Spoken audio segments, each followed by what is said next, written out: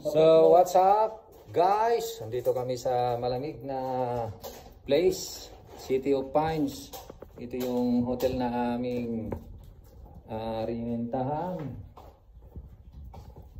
Yan. Alright. Yan, ganda rin ah. Yan. Malamig talaga dito. May CR doon.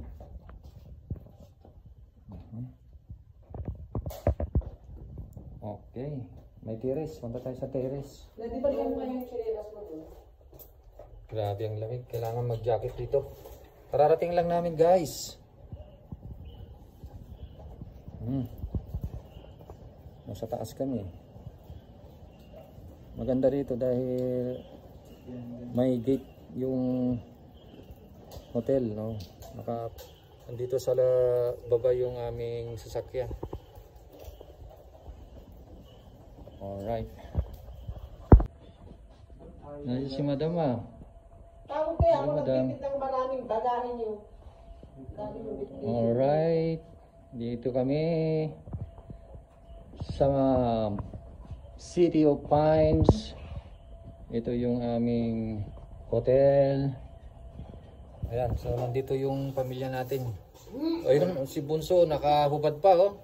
Ang init-init daw dito sa Baguio. Grabe. Minute naman. 18 degrees, mainit pa. Yan mga guys, mga kalakays. Update lang tayo sa ating negosyo kahit nandito po kami sa Baguio. Ay tuloy-tuloy pa rin yung business natin dahil meron tayong ginawang manager na nagmamanage doon sa ating negosyo. Ayan, bali 3 araw po kami dito sa Baguio. Pero tuloy-tuloy po yun. Dahil nga meron tayong ginawang manager. Siya yung magmamanage sa negosyo natin. Sinabihan na natin kung ano yung gagawin niya. Sinubukan na namin noong last na nagbakasyon kami sa Pangasinan at kayang-kaya naman niya. Kaya ito ulit.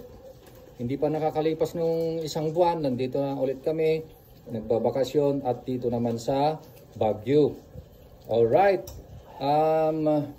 Bali, yung ginawa naming manager ay tao natin pero siya yung mapagkakatiwalaan, mga kalakay. At kabisado na niya lahat yung pasikot-sikot sa ating negosyo. Ang hindi na lang niya alam ay kung paano yung magtimpla ng ating seasoning mix tsaka yung ating breeding mix. So yun lang ang hindi niya alam. At pati yung pag-marinate. Yung pag-marinate naman ay ibang tao rin ang nakakaalam nun. Meron tayong taga-chop at yung taga-chop lang ang nakakaalam nun. Mga kalakay. So nandito tayo sa malamig na lugar kasi mainit doon sa baba. Mainit. Grabe. Maabot ng ilang degrees sa Ilocos? 30? 32. Oh, 32 degrees doon. Dito 18 sa Baguio. Malamig. Itong hotel na kinuha namin, condo hotel, walang aircon. Kasi talagang malamig. Grabe. Ayan. So bukas ay mamamasyal kami. Hopefully ay malibot namin itong buong Baguio at lahat ng mga pasyalan dito.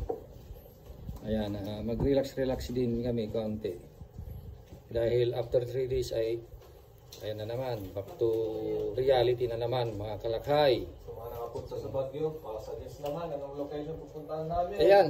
Sa mga nakapunta na dito sa Baguio, mga kalakay, suggest naman kayo kung anong maganda rito sa Baguio. Comment down below. Comment down below. Saan ba ang magandang pasyalan? Sa Stone Kingdom ba? Sa Botanical Garden ba? Sa The Mansion ba? Sa Strawberry Farm ba?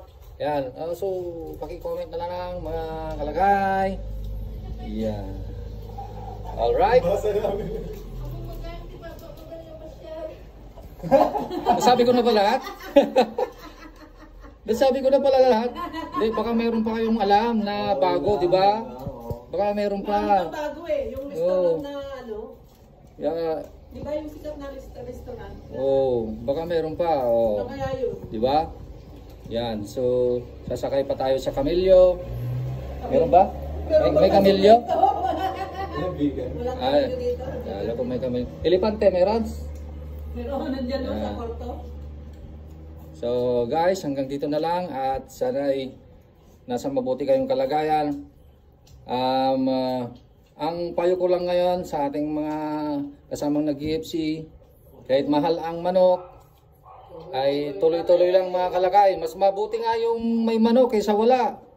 Kung mahal ang manok, edi pataasin natin yung ating presyo mga kalakay.